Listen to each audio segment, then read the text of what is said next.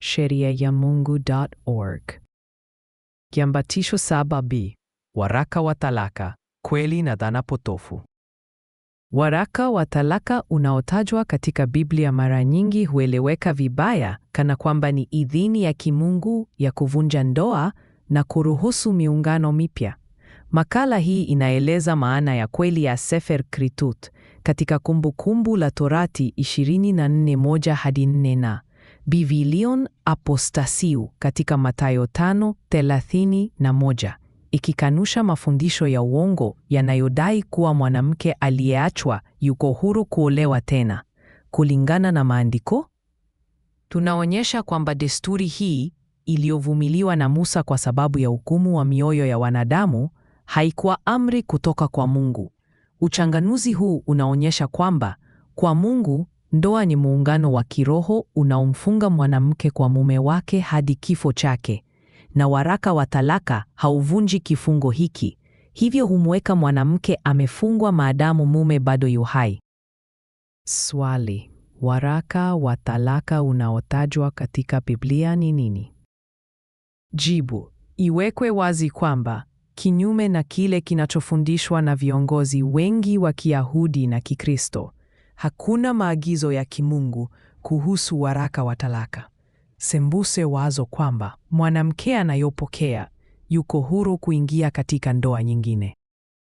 Musa anataja waraka wa talaka tu kama sehemu ya mfano katika Kumbukumbu la Torati 24:1-4 kwa kusudi la kuelekeza kwenye amri halisi iliyomo katika kifungu hicho.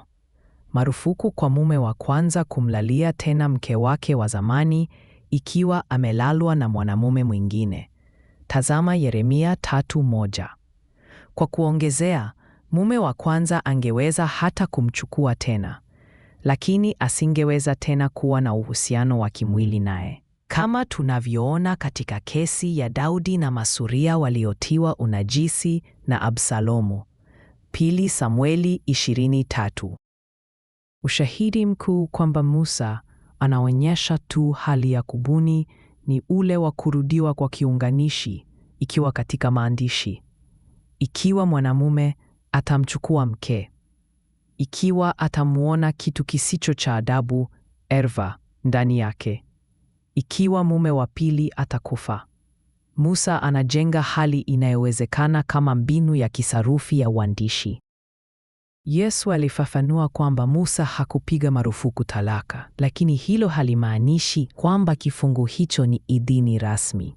Kwa kweli, hakuna sehemu ambamo Musa anaruhusu talaka. Talisimama tu kwa mtazamo wa kukaa kimya mbele ya ugumu wa mioyo ya watu waliokuwa wametoka tu katika utumwa wa takribani miaka 400.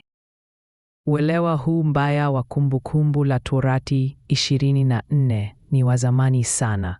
Katika siku za Yesu, Rabi Hileli na wafuasi wake pia walitoa katika kifungu hiki kitu ambacho hakipo: wazo kwamba mwanamume anaweza kumfukuza mke wake kwa sababu yoyote ile. Je, uchi erwa unahusiana vipi na sababu yoyote? Kisha Yesu akarekebisha makosa haya. Kwanza, alisisitiza kwamba pornea ndilo sababu pekee inayokubalika. Alifafanua kwamba Musa alivumilia. 3, katika mahubiri ya mlimani, alipotaja waraka wa talaka na kuhitimisha kwa usemi, lakini mimi nawaambia, Yesu alikataza matumizi ya chombo hiki cha kisheria kwa ajili ya utengano wa nafsi. Mathayo 5:31-32. Kumbuka, neno la Kigiriki pornea ni sawia na la Kiebrania erva. Kwa Kiebrania lilimaanisha uchi, na kwa Kigiriki likapanuliwa kuwa kitu kisicho cha adabu.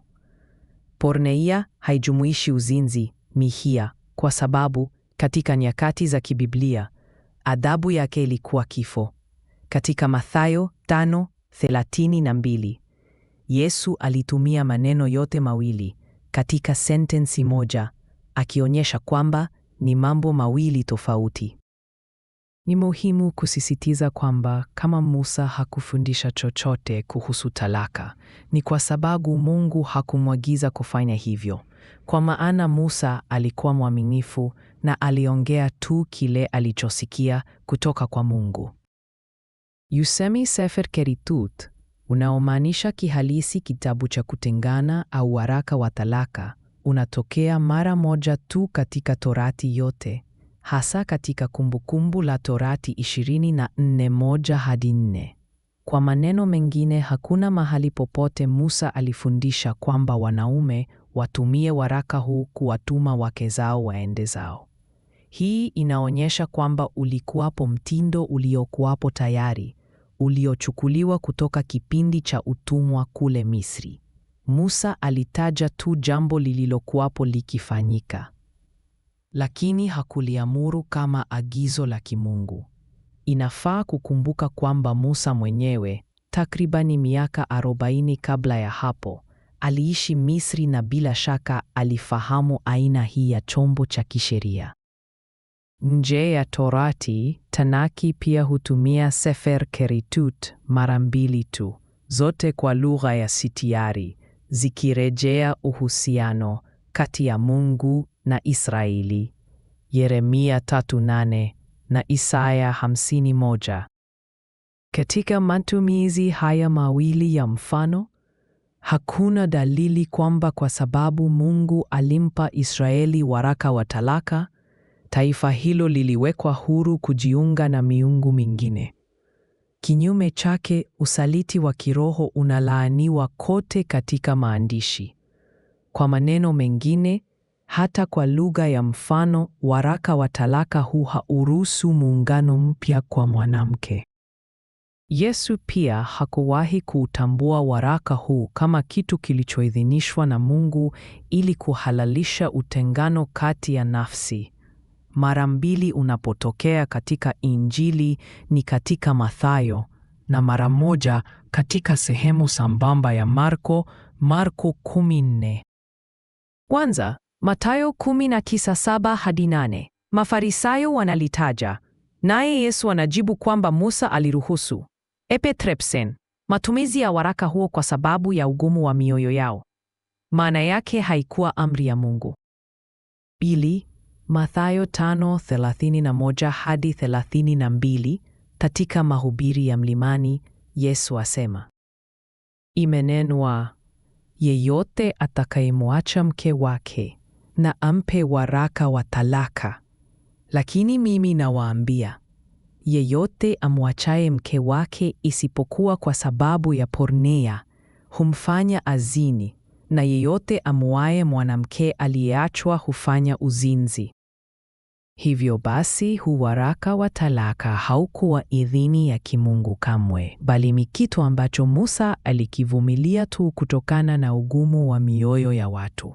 Hakuna sehemu yoyote ya maandiko inayounga mkono wazo kwamba kwa kuupokea waraka huu mwanamke angefunguliwa kiroho na kuwekwa huru kuungana na mwanamume mwingine. Wazo hili halina msingi katika neno na ni hadithi potofu. Fundisho lililo wazi na la moja kwa moja la Yesu linathibitisha ukweli huu. Mfululizo huu na masomo mengine mengi kuhusu sheria ya Mungu yanapatikana kwenye tovuti sheriayamungu.org.